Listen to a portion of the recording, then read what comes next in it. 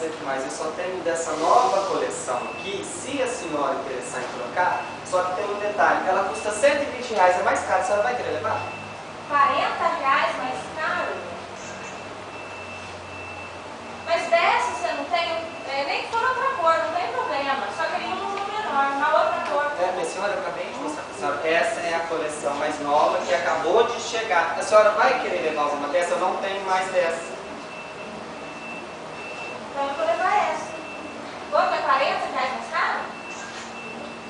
Eu vou levar. Como que é o pagamento? Cartão. Posso cartão? Acompanhe, por favor.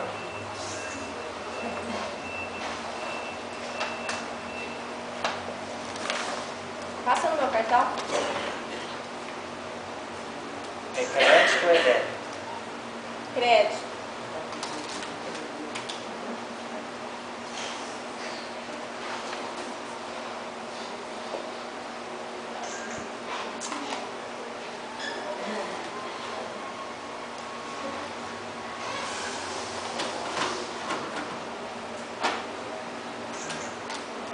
Você me está errado. Digita de novo.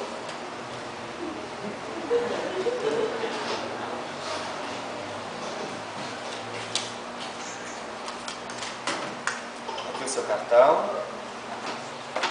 Tá aqui a sua nova blusa.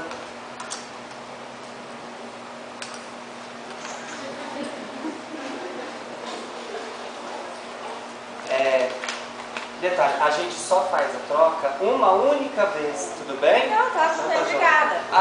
Que quando a senhora voltar na loja, por favor, a gente tem uma placa discretíssima na porta da loja, a senhora dá uma olhadinha, tá bem?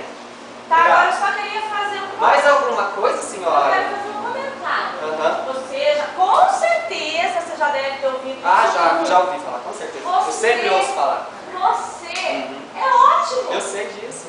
Obrigado. Simpatia em pessoa. Eu sei disso, Você é muito muito obrigado. simpático. Eu E sei. o atendimento que você me deu foi assim, perfeito, eu amei. Ó, parabéns. Obrigado. A gente tem que passar por cada coisa. Esse cara aqui, gente, ele se acha. Mas pra mim também tudo bem, porque nessa loja aqui, eu não coloco os meus pés nunca